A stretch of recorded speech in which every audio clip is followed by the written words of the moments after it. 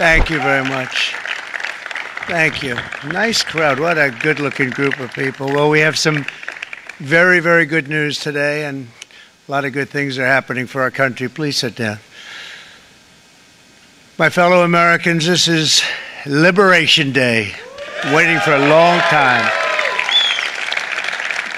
April 2nd, 2025 will forever be remembered as the day American industry was reborn, the day America's destiny was reclaimed, and the day that we began to make America wealthy again. We're going to make it wealthy, good and wealthy. For decades, our country has been looted, pillaged, raped, and plundered by nations near and far, both friend and foe alike. American steel workers, auto workers, farmers, and skilled craftsmen, we have a lot of them here with us today. They really suffered gravely. They watched in anguish as foreign leaders have stolen our jobs, foreign cheaters have ransacked our factories, and foreign scavengers have torn apart our once beautiful American dream. We had an American dream that you don't hear so much about. You did 4 years ago, and you are now, but you don't too often, and for many years and decades even, you didn't hear too much about. Our country and its taxpayers have been ripped off for more than 50 years, but it is not going to happen anymore. It's not going to happen. In a few moments, I will sign a historic executive order instituting reciprocal tariffs on countries throughout the world. Reciprocal, that means they do it to us and we do it to them. Very simple, can't get any simpler than that. This is one of the most important days, in my opinion, in American history. It's our declaration of economic independence. For years, hardworking American citizens were forced to sit on the sidelines as other nations got rich and powerful, much of it at our expense. But now it's our turn to prosper, and in so doing, use trillions and trillions of dollars to reduce our taxes and pay down our national debt, and it'll all happen very quickly. With today's action, we are finally going to be able to make America great again, greater than ever before.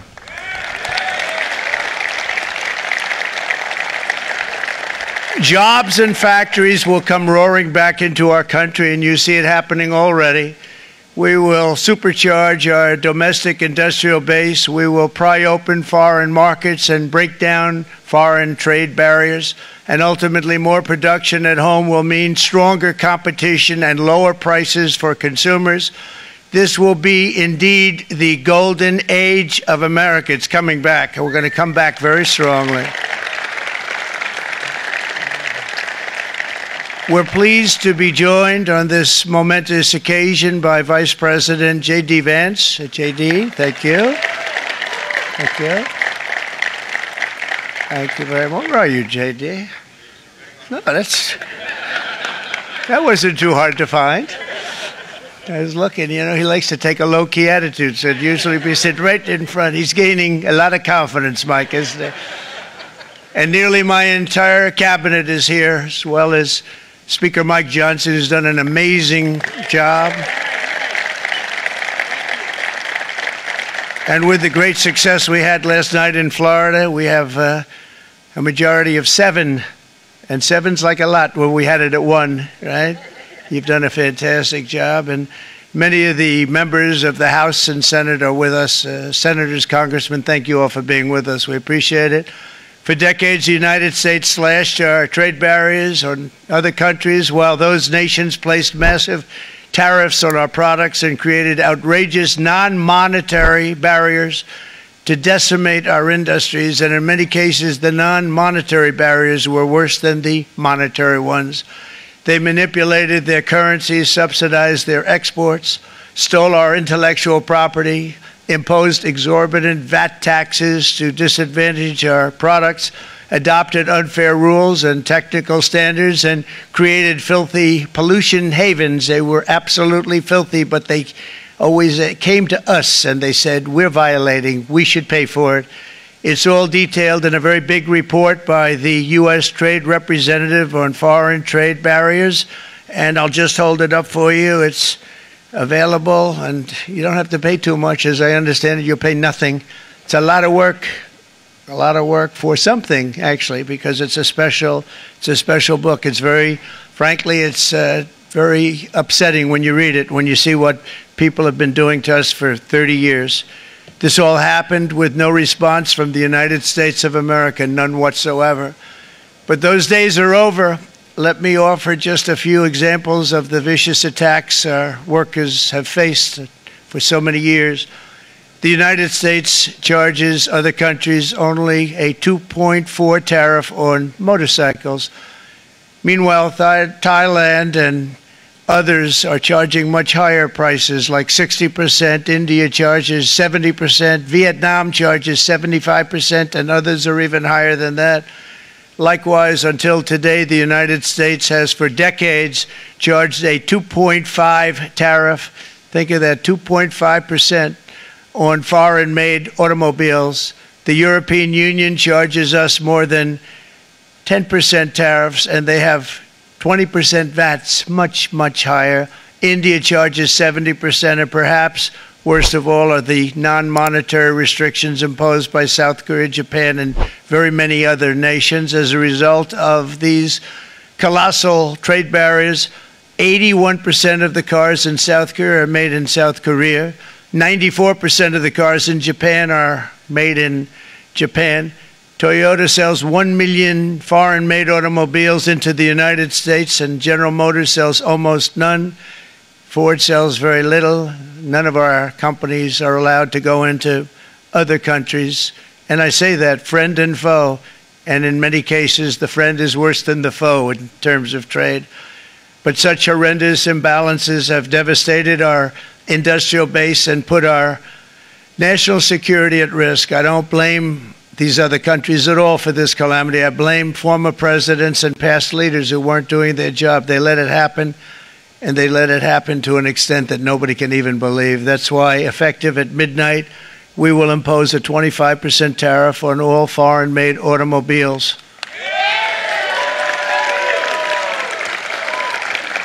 Thank you. Brian, I'd like to have you come up here for a second, okay? I just see him sitting. He's been a fan of ours, and he understands this business a lot better than the economists, a lot better than anybody. Brian, say a few words, please, would you? Thank you, Mr. Thank you. It's a great honor to have you. Thanks. Thank you, Mr. President. I grew up just north of Detroit, Michigan, in Macomb County, known as the home of the Reagan Democrats. My first vote for president was for Ronald Reagan. I thought that was going to be the best president I ever saw in my lifetime until Donald J. Trump came along. I have watched my entire life, I have watched plant after plant after plant in Detroit and in the metro Detroit area close. There are now plants sitting idle. There are now plants that are underutilized, and Donald Trump's policies are going to bring product back into those underutilized plants. There's going to be new investment. There's going to be new plants built. And the UAW members, and I brought 20 of them with me, they're sitting right over here. We support Donald Trump's policies on tariffs 100%. So, Mr. President, we can't thank you enough. And in 6 months or a year, we're going to begin to see the benefits. I can't wait to see what's happening 3 or 4 years down the road. Thank you, Mr. President. Thank you so much. Thank you. What a great guy. He got it right from the beginning. He got it before almost anybody else. This group over there, they got it too. And you know, we won the state of Michigan. We won almost all of them, but we won Michigan by a lot, and I want to just thank you all. The auto workers were fantastic. The Teamsters were fantastic. Everyone was pretty good, I will tell you. Thank you very much. I appreciate it. You're going to be very happy very soon, and you probably see what's happening with all of the, not only car companies, but car companies in particular. See it with all of the ones they're moving, they're announcing day in, day out. You're seeing it. Nobody's ever seen anything like that. With today's actions, we're also standing up for our great farmers and ranchers who are brutalized by nations all over the world. Brutalized. Canada, by the way, imposes a 250 to 300% tariff on many of our dairy products. They do the first can of milk. They do the first little carton of milk at a very low price, but after that it gets bad, and then it gets up to 275, 300%. So when they're figuring what's Canada charging, they say, oh, about 2%, 3%. But take a look at what happens down the road. When you look a little bit, it's not a pretty picture, and we don't like it, and it's not fair. It's not fair to our farmers. It's not fair to our country.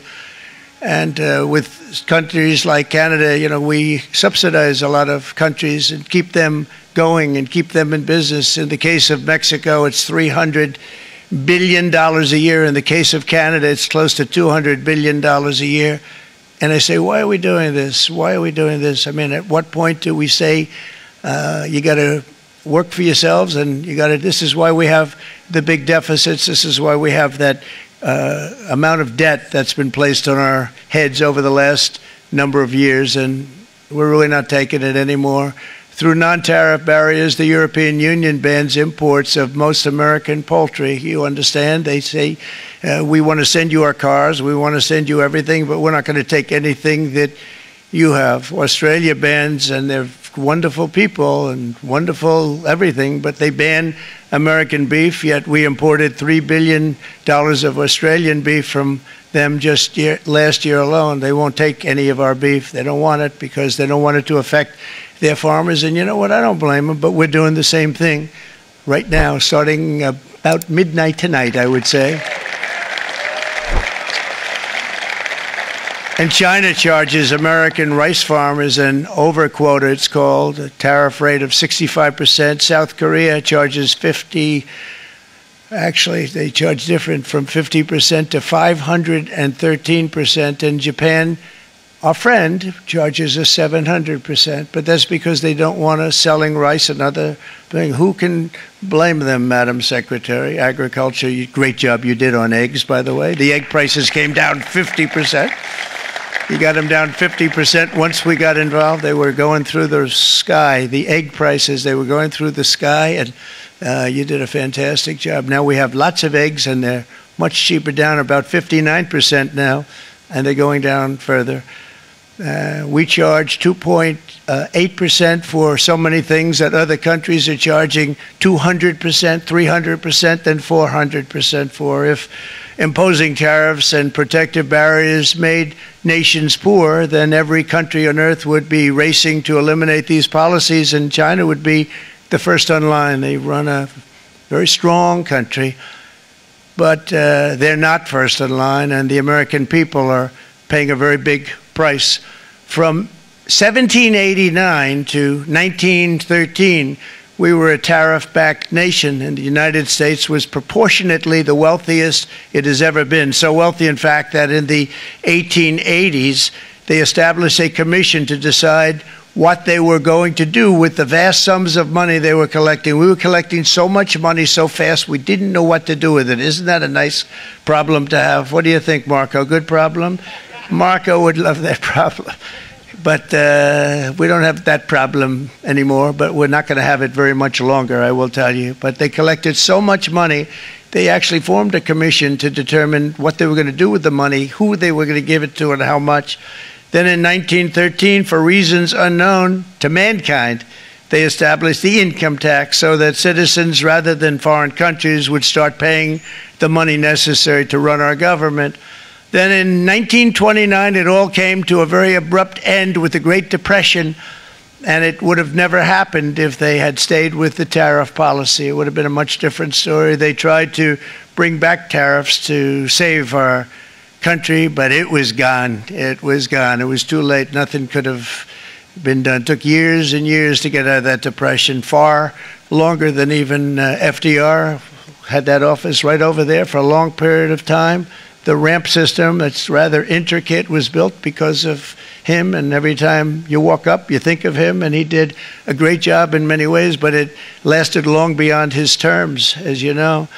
But it's not too late any longer, and we're going to start being smart, and we're going to start being very wealthy again. We're going to be wealthy as a country because they've taken so much of our wealth away from us. We're not going to let that happen.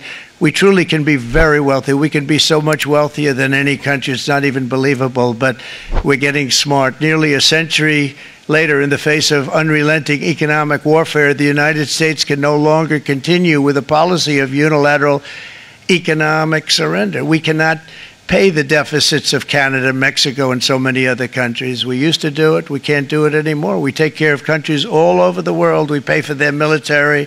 We pay for everything they have to pay. And then when you want to cut back a little bit, they get upset that you're not taking care of them any longer. But we have to take care of our people, and we're going to take care of our people first. And I'm sorry to say that.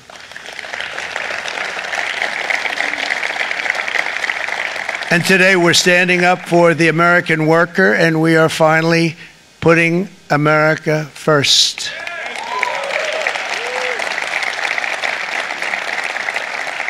In Sleepy Joe Biden's last year in office, the United States hemorrhaged 100,000 manufacturing jobs, and the number was going through the roof at levels never seen before. And our trade deficit reached a record $1.2 trillion, which is unheard of. Since the beginning of NAFTA, the worst trade deal ever made. It was a horror show. I was able to terminate it. They all said you'd never be able to get it out. We had to get approval from Congress to get it terminated. We had to live with that deal. It was the worst trade deal ever made by far. But since the very beginning of NAFTA, our country lost 90,000 factories. Think of what that is, 90,000. Think about putting a map up and putting tax on it. You wouldn't have enough room. 90,000. I said, is that possible? We had it checked 4 different times, and it was actually somewhat higher than that. And 5 million manufacturing jobs were lost while racking up trade deficits of $19 trillion. That was the worst trade deal ever made. As a result of these gigantic losses, foreign nations now own $26 trillion more of American assets than think of this, than the Americans own of their own foreign assets or other foreign assets. The United States can no longer produce enough antibiotics to treat our sick. We have a tremendous problem. We have to go to foreign countries to treat our sick. If anything ever happened from a war standpoint, we wouldn't be able to do it.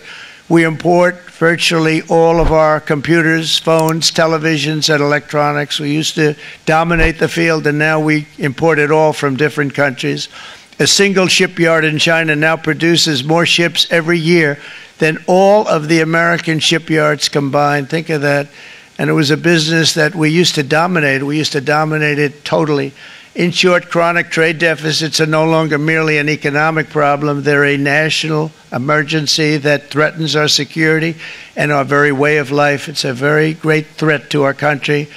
And for these reasons, starting tomorrow, the United States will implement reciprocal tariffs on other nations.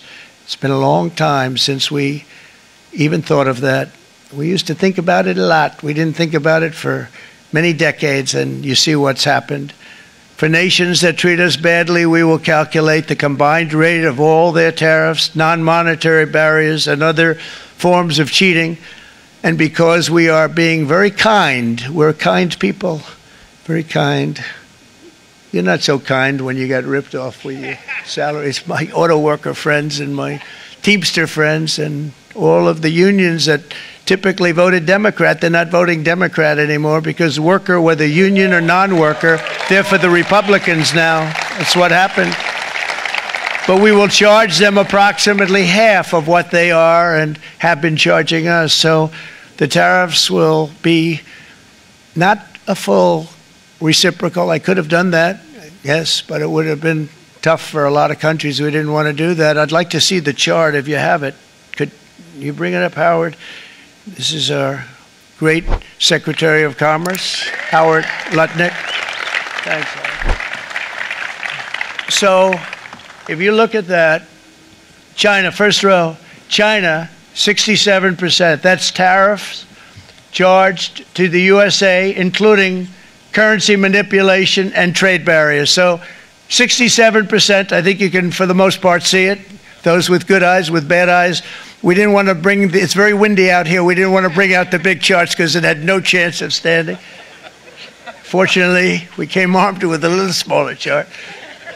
So it's 67%, so we're going to be charging a discounted reciprocal tariff of 34%. I think, in other words, they charge us, we charge them less, so how can anybody be upset? They will be, because we never charge anybody anything, but now we're going to charge. European Union, they're very tough, very, very tough traders. You know, you think of European Union, very friendly. They rip us off. It's so sad to see. It's so pathetic. 39%, we're going to charge them 20%, so we're charging them essentially half. Vietnam, great negotiators, great people. They like me, I like them. The problem is they charge us 90%. We're going to charge them 46% tariff. Taiwan, where they took all of our computer chips and semiconductors. We used to be the king, right? We were everything. We had all of it. Now we have almost none of it, except the biggest company is coming in. We're going to end up with almost 40%. Lee Zeldin's working to get their approvals. And it's an amazing company. Mr. Wei, of one of the great companies of the world, actually. They're coming in from Taiwan, and they're going to build one of the biggest plants in the world, maybe the biggest for that. But 64%, we're going to charge them 32%. Japan, very, very tough, great people.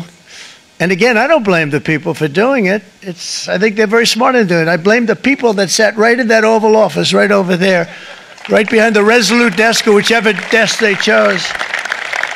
Japan, 46%. They would charge us 46%, and much higher for certain items like cars, you know, little items like cars. 46%, we're charging them 24%. India, very, very tough, very, very tough. The Prime Minister just left, and he's a great friend of mine, but I said, you're a friend of mine, but you're not treating us right. They charge us 52%. You have to understand, we charge them almost nothing for years and years and decades, and it was only 7 years ago when I came in, we started with China and charged them. We took in hundreds of billions of dollars from China in tariffs, and they understood, honestly. President Xi understood. He said, look, I understand, and the other countries, and they all understand. We're going to have to go through a little tough love, maybe, but they all understand. They're ripping us off, and they understood it. Prime Minister of Japan, Shinzo Abe. He was a fantastic man. He was unfortunately taken from us, assassination. But I went to him and I said, Shinzo, we have to do something. Trade is not fair. And he said, I know that, I know that.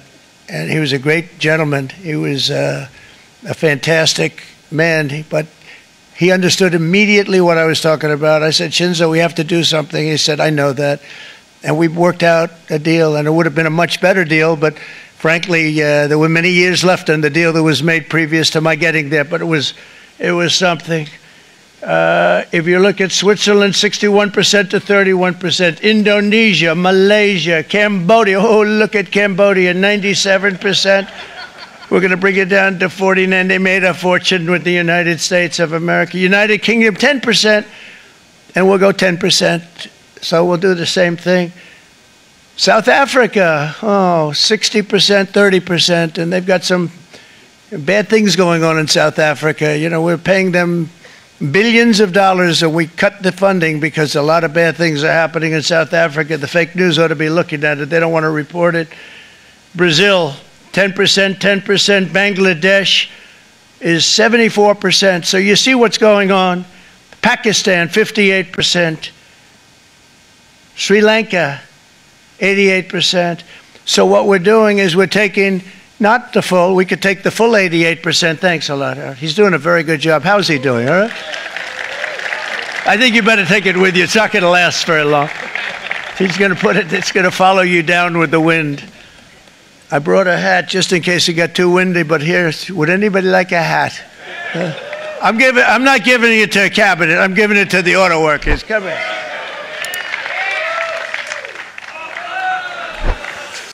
Thank you, fellas. Get it. That's it. That's it. They deserve it more than our cabinet. Our cabinet has plenty of hats. But you see the numbers. The numbers are so disproportionate. They're so unfair. At the same time, we will establish a minimum baseline tariff of 10%. You notice that on the chart. And that'll be on other countries to help rebuild our economy and to prevent cheating. So we're going to have a minimum of cheating, and we're going to be very severe on the people that at the gate that watch the tariffs and watch the product coming in, because there's been a lot of bad things happening at the gate because the money is so enormous that you're talking about. There's never been probably anything like it in terms of the enormity. And there are a lot of bad things happen at the people that do the check-in, and they're looking at 10-year jail sentences if they do play. We're going to treat them so good, but if they cheat, the repercussions are going to be extremely strong. Foreign nations will finally be asked to pay for the privilege of access to our market, the biggest market in the world. We're right now the biggest market in the world. We had a great country 4 years ago in terms of the economics. We were doubling up on China. We were doing so well. Nobody was going to catch us, but so much of it slipped away over the last 4 years under Biden. I campaigned on this policy throughout last year, and today that promise was made, and it was also a promise, as you know, that was kept. Promises made, promises kept. To any company that objects to our common sense reciprocal tariffs, again, reciprocal, back and forth, back and forth. And I call this kind reciprocal. This is not full reciprocal. This is kind reciprocal. But what we do is we cut it in half. We charge them. My answer is very simple if they complain. If you want your tariff rate to be zero, then you build your product right here in America, because there is no tariff if you build your plant, your product in America.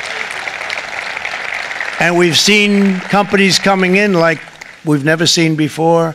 Likewise to all of the foreign presidents, prime ministers, kings, queens, ambassadors, and everyone else who will soon be calling to ask for exemptions from these tariffs. I say, terminate your own tariffs, drop your barriers, don't manipulate your currencies. They manipulate their currencies like nobody can even believe, which is a bad, bad thing and very devastating to us.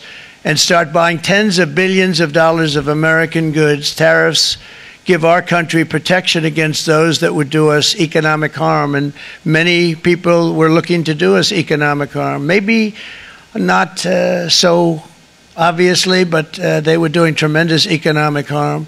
But even more importantly, they will give us growth. These tariffs are going to give us growth like you haven't seen before, and it'll be something very special to watch. I am so looking forward, and Brian, it's going to happen even faster than you said. You know, you might say, but it's already started. It's already started. Work's already begun on plants all around the country, and you see that as before. These are big, rich companies. We have $61 billion started on a big plant going up. It's going to be announced over the next 2 days, and they already started work. Many of these the biggest companies in the world, they've committed to build, build, build. We're going to build, build, build, sir. And they came here to see me, and they wanted to know if they could have a press conference. I do as many as I can. I'm pretty busy trying to stop Russia and Ukraine and the Middle East. We got to stop that. We got to stop the Houthis, which we're making tremendous. They like shooting ships down and out of the water, sinking ships. They get a kick out of it, but they're not getting such a kick out of it now, are they, Mr. Secretary? They're not getting such a kick out of that now. But here are just a short list of some of the companies that have already announced and committed to investment. And this is a company that built its factories and its plants in China. Apple is going to spend $500 billion. They never spent money like that here. They're going to build their plants here. SoftBank, OpenAI, and Oracle, great companies, are investing $500 billion almost immediately. NVIDIA, a hot company, is investing hundreds of billions of dollars. They just announced. TSMC, the biggest, most important company in the world of chips from Taiwan, with no investment from us, is investing $200 billion. And they said the reason was, number one, the election of November 5th, and number two, the tariffs. They don't want to pay the tariffs, and the way they're not paying it is to build their plant here. So we're going to go from almost no percentage. We used to have 100% of the chip market. Now it's all in Taiwan. Almost all of it's in Taiwan. A couple of other countries, but mostly in Taiwan. And Think of it. We had 100%. We lost it because of people in that office that didn't do their job. They allowed it to be stolen from us. Johnson & Johnson, great company, $55 billion. Eli Lilly, $27 billion. Meta is investing $500 billion. Wow. DeMac is investing $20 billion. CMA, CGM, $20 billion. And then you have Merck and Clarios, Stellantis, General Motors, GE Aerospace, Honda, Nissan, Hyundai are all putting in billions and billions of dollars, and they're committed 100%. So. And we've never had, and this is after 2.5 months. This is after just a short, this all took place as soon as we came out with what everybody wanted to do. You know, I watched a gentleman today on television. He used to work with Lee Iacocca, a very respected automobile person, and he said, you know, because they're asking people, they try and get as many negative people as they can, but they can't find them too much. It's pretty hard to find in terms of what we're doing, especially when they see all this investment. They said, so tell me, what do you think of what Trump is doing from the automobile standpoint? He said, I can't believe it. Somebody is finally, he's an older guy, real pro, really top guy, with Lee Iacocca. He said, I never thought I'd see the day when this would happen, where somebody had the courage to go and do what has to be done. This is transforming our nation. Our entire nation is going to be transformed, not only with the cars, but on every single other item that's built. We're going to become an industrial powerhouse. And he said that so beautifully today. In fact, I'm going to find out, I'm going to get a tape. And Bruce, I'm going to get that tape and I'm going to send it to you out in Long Island, and you're going to play it for the people and all your union workers and your non-union workers out there. You got a pretty even split. But we have, so far, it looks like we're going to have about $6 trillion of investments, and you wouldn't do that in years in this country over the last number of years. $6 trillion, and that's going to be much higher by the end of the year.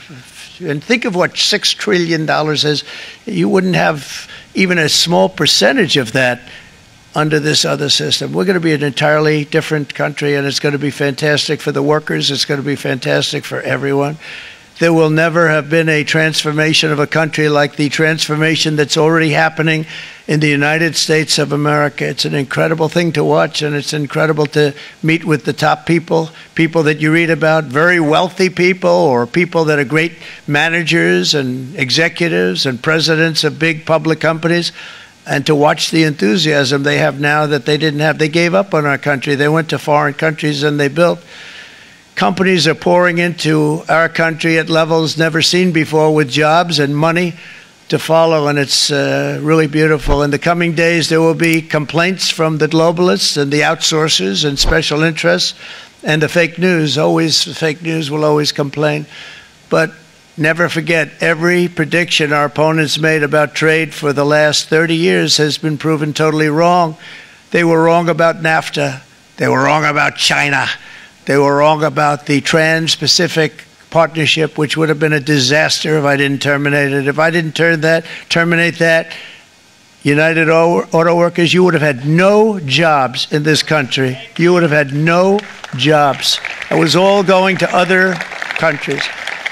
In my first term, they said tariffs would crash the economy. Instead, we built the greatest economy in the history of the world. And again, I have great respect for President Xi of China, great respect for China, but they were taking tremendous advantage of us, and I commend them for that. I say, hey, if you can get away with it, that's okay.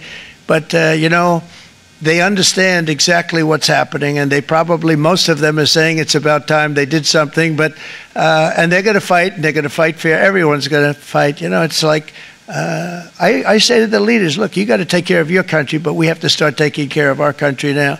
We can't do what we've been doing for the last 50 years. From the day of my election, the stock market went up in my first term 88%, with NASDAQ going up 155%, more than any president has ever had in any term in office, by far. And I think we're going to blow that away, and maybe the numbers won't show, but I think they're going to show much better than even those numbers. But what you're going to see is you're going to see activity, that empty, dead sites, factories that are falling down, those factories will be knocked down, and they're going to have brand new factories built in their place. They're not only talking about renovating, they're talking about brand new, the best anywhere in the world, the biggest anywhere in the world. I have a friend who builds car plants, and I said, I want to see the biggest and the best. He said, well, we have to go to Mexico. I said, no, I want to see it in the United States. He said, we're not building them in there. This is a year and a half ago during the campaign. He said, we're not building it. You'd have to go to Mexico.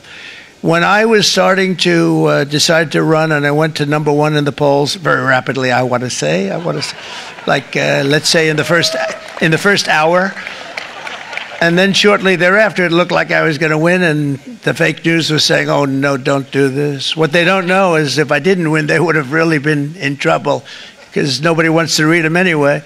But I tell you what, when it looked like I was going to win, I announced that I was going to be doing exactly what we're talking about today. Great consistency, actually, because I've been talking about it for 40 years. But because I saw what was happening 40 years ago. If you look at my old speeches when I was young, very handsome, my old speeches, and that people would say, I'd be on a television show, I'd be talking about how we were being ripped off by these countries. I mean, nothing changes very much. The only thing that changed were the countries, but nothing really changes. But it's why it's such an honor. It's such an honor to be finally able to do this. If you look at China, I took in hundreds of billions of dollars in my term, hundreds of billions. They never paid 10 cents to any other president, and yet they paid hundreds of billions, so much so that Biden couldn't do anything. They wanted to try and terminate it because he had a very special relationship with China. You know what the relationship was? He had a special relationship. But the numbers were so big, that they couldn't do it. So they did ease it up. They did things that they shouldn't have done. They made it a lot more comfortable for them, but they couldn't do it because the numbers were hundreds of billions of dollars, and I did that. And we were on our way to doing something like incredible. And then we had a very bad election happen, a very bad election. A lot of bad things happened. So when I said we got to do it again, I said we have to make it too big to rig. And we made it too big to rig, and we won in records. And it was a monumental win. And it was such an honor to see so many of you, like Brian and your friends, here with us to celebrate, and to more importantly celebrate what we're doing, because that wouldn't be a full celebration if we didn't do this, because this will be an entirely different country in a short period of time.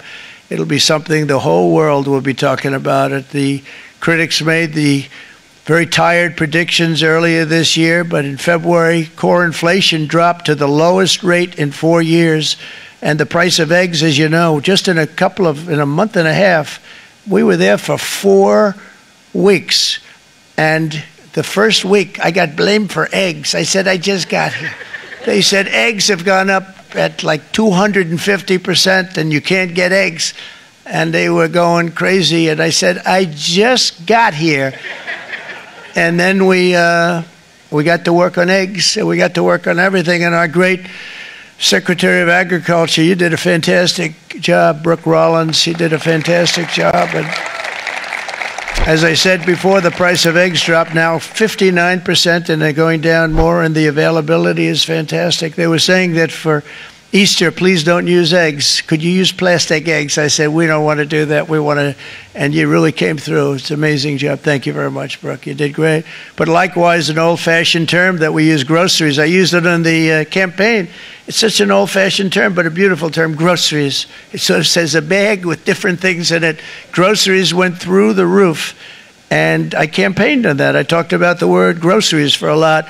And energy costs now are down, groceries are down, gasoline is way under $3, and people are beginning to be able to buy things and live again. We brought prices way down. We created 10,000 already in a few weeks, new manufacturing jobs, and it was that took place in 1 month, numbers that they haven't seen in a long time. We had virtually no inflation under my term.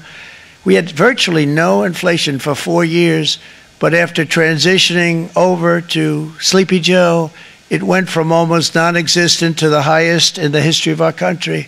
They're the highest inflation in the history of our country, brought up by energy and bad spending and bad policy, and a lot of bad things happened. How about allowing millions and millions and millions of people to pour into our country with open borders, where it's so sad to see even now. And I see our great secretary you have done. Stand up, please, Christy. Stand up. Christy Noem and Tom Homan. These people are doing a great job, but gotten them out in records. We have problems with judges that don't want them to go out. They want Tren de Aragua, and they want MS-13, the most vicious gangs ever. Nobody's ever seen anything like it. Absolute killer gangs. They kill people. They don't even think about it. And we put them out, and we have judges now, radical left judges that they don't want them to go out. They want them to even be brought back. Let's bring them back. You've done a fantastic job, and please thank everybody. Homeland Security, thank everybody. Appreciate it. And we now have a border that's the best border that we've ever had, even better than it was my first term. My first term we did good, but this one we really specialized in. We've done really well.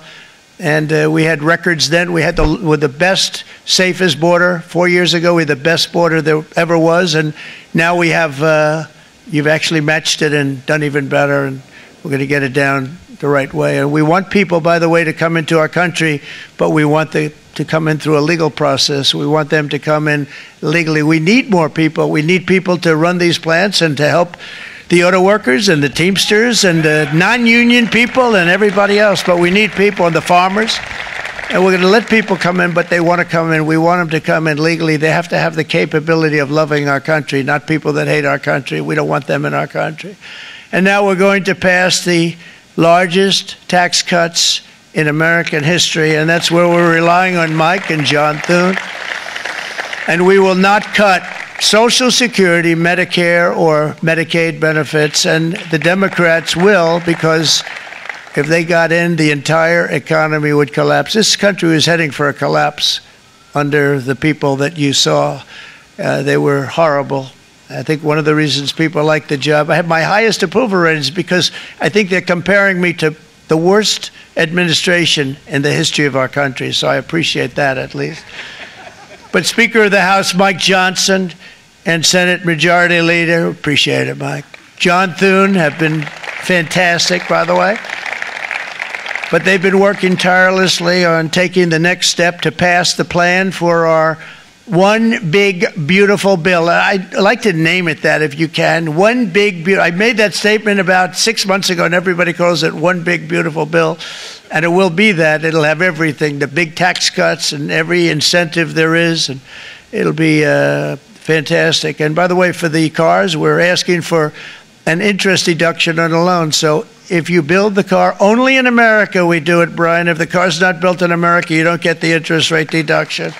But if you build the car in America, if you buy a car, if it's built in America, then you get an interest rate deduction, tax deduction, and that's a big thing. That's going to be a big thing. I think that's going to pay for itself very quickly, that deduction. Never happened. We've never had anything like that before. Somebody said, where do you get the idea? Because it's so basic. You would think that would have happened a long time ago. It never did, and I'm very happy it didn't, because now I can say that was my idea. But we're going to get us closer to the debt extension. We have to get the debt extension passed, and I know you're going to be able to do that, Mike, and it's very important that you do that. And all of the other things that the Senate budget plan gives us, along with working, because I know they're working together, John and Mike, and the two bills are going very well together. We need to get our shared priorities done, including certain permanent tax cuts. We want the tax cuts to be permanent, spending cuts, energy and historic investments in defense, border, and so much more. We're covering everything. These will be phenomenal. There'll be no bill like this going to straighten. One bill is going to straighten out our country for many, many years to come. And we said, let's just do it and let's get it done. And some guys will love it and some guys will like it a little bit less because they're not getting what they were exactly looking for, but they're getting a lot. They'll never, if we get this done, it'll be the most incredible bill ever passed in the history of our Congress and Senate and congressmen, the senators and the congressmen, many of whom are here today, will be very proud of themselves. I really believe that. It's going to set us on a whole new prosperous path. We're going to cut spending and right-size the budget back to where it should be. We're going to do that very strongly. Thank you, Rick. Thank you. John, thank you. Oh, look at all of our senators over there. Oh, boy. That's a nice group of people. But I won't like them so much if they don't get this bill done. That's a great group. And Congressman, thank you very much. I appreciate it. Tremendous people. The Senate plan has my complete and total support, and the House plan likewise is very similar. They're moving along pretty much at the same clip, and as soon as you're ready, you'll show it to me, and I'm sure it'll have my support, Mike. Every Republican congressman and senator must unify. We have to unify. We can't be separated. We have to get it done. We have to get absolutely everything we can, and we have to take care of the American people. That's the only thing that matters. We have to take care of the American people first. We need to pass this bill immediately, get it done, including debt extension. From this day on, we're not going to let anyone tell us that American workers and families cannot have the future that they deserve. We're going to produce the cars and ships, chips, airplanes, minerals, and medicines that we need right here in America. The pharmaceutical companies are going to become roaring back. They're coming roaring back. They're all coming back to our country, because if they don't, they got a big tax to pay. And if they do, I'll be very happy, and you're going to be very happy, and you're going to be very safe. We're going to build our future with American hands, with American heart, American steel, and we're going to build it with American pride like we used to. We're approaching our 100th day as president, and have been given credit by a lot of people, actually, even some of the fake news. Can you believe it? Which in this case hopefully isn't fake, for having done more in that time than any other administration in the history of our country in the first 100 days. I think we've had an amazing, in terms of what we've done, what we've gotten accomplished. I'd like to see if we can get that war ended and another war from not starting in the Middle East. We have to get Russia. They're losing 2,000 on average, 2,500 people a day, young people, soldiers, Russian. Think of that. 2,500 through some days, but on average, probably over about a 1 week period, it's 2,712, they say. They're losing those soldiers. They're dying. They're being decimated. And they're not from our country, but they're from other countries. But they're human beings. They're from Russia. They're from Ukraine in this period, most of them. And we're going to get it stopped. It's a senseless war that would have never happened if I was president, and it shouldn't be allowed to go on. And I think we're being given good cooperation by Russia and by Ukraine, but we have to get it stopped. It's humanity. It's humanity. It's a terrible thing. This will be a very big moment. I think you're going to remember today. It's going to be a free nation that we're dealing with. We're going to have a very free and beautiful nation. It's going to be Liberation Day in America, and it's going to be a day that hopefully you're going to look back in years to come and you're going to say, you know, he was right. This has turned out to be one of the most important days in the history of our country. God bless you, and God bless America. Thank you, everybody. Thank you very much. Thank you. Thank you very much.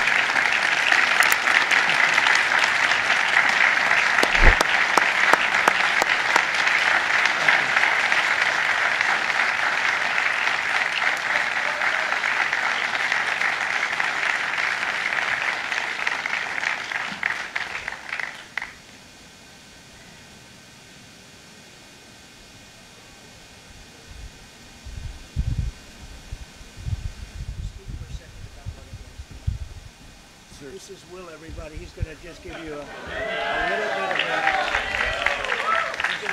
bit of a briefing on what we're signing.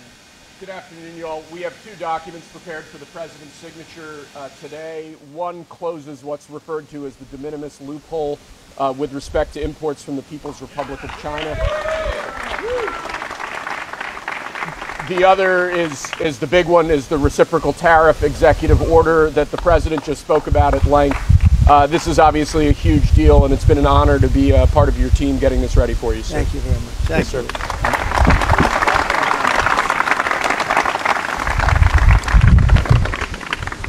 This is big stuff.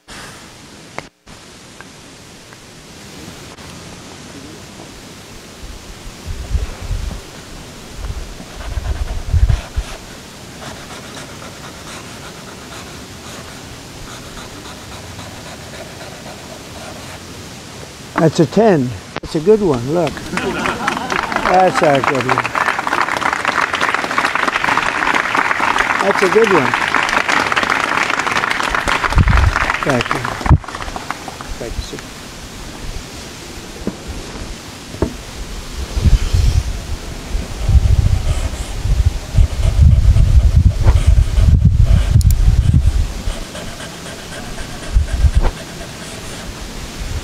Okay, thank you very much. I'm going to hand out these pens now, if I can. Come on over. Yeah.